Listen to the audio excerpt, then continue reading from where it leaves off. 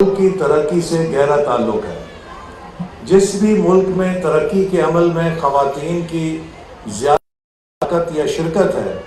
وہ ملک ترقی کے میدان میں دوسرے ملکوں سے آگے ہے، اور جس ملک میں خواتین کو ترقی کے عمل میں شمولیت کے مواقع نہیں دیے جاتے، وہ دوسرے ملکوں کے مقابلے میں پیچھے رہ جاتا ہے۔ تو اس لیے جہاں ہم نے اپنے ملک کی ڈیولپمنٹ کی پلاننگ کرنی ہے، اس کا دار و مدار صرف اسکول، ہسپتال، سڑکیں، ڈیم بنانے پر نہیں ہو سکتا۔ اس کا ایک بہت اہم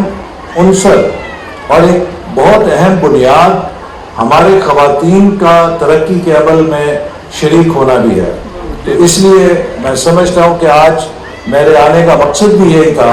کہ میں خواتین لیڈر سے ان کا فیڈ بیک لوں، ان کی تجاویز سنوں، اور آپ کو یہ بتاؤں کہ اسی اہمیت کے پیش نظر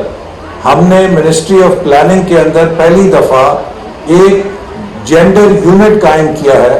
جو ہمارے تمام ڈیولپمنٹ کے منصوبوں کے اندر جینڈر پرسپیکٹو کو شامل کرے گا، تاکہ جو بھی منصوبہ ہم اس کی منظوری دیتے ہیں وہ خواتین کے مفادات کو یقینی بنائے بغیر پاس نہ ہو سکے، کیونکہ اگر ترقی کے ثمرات معاشرے میں یکساں طور پہ مردوں اور خواتین تک نہیں پہنچتے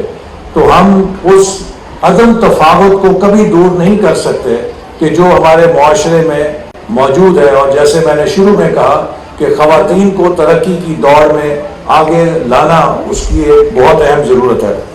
جو آج کا آپ کا موضوع ہے، اس حوالے سے بھی کہ جو اس وقت ہمارے ملک کے اندر کلائمیٹ چینج کے نتیجے میں کلیمٹی آئی ہے، جو آفت آئی ہے، دنیا بھر کا یہ تجربہ ہے کہ عموماً آفت کے اندر خواتین اور بچے اس کا زیادہ نشانہ بنتے ہیں، اور اس کی بڑی وجہ یہ ہے کہ ان معاشروں کے اندر خواتین اور بچوں کے حقوق کو تسلیم نہیں کیا جاتا اور ان کو تحفظ نہیں دیا جاتا اور انہیں ولنریبل کر دیا جاتا ہے، اور اسی وجہ سے وہ آفت کے نتیجے میں زیادہ نشانہ بنتے ہیں۔ اور جب پھر آفت ختم ہوتی ہے اور ری ہیبلیٹیشن کا وقت آتا ہے تو اس عمل میں بھی خواتین کو شریک نہیں کیا جاتا، جس سے ان کے مسائل اور ان کی جو ولنریبلٹی ہے وہ برقرار رہتی ہے۔ تو اس لیے میں آپ کو یہ بھی کہنا چاہتا ہوں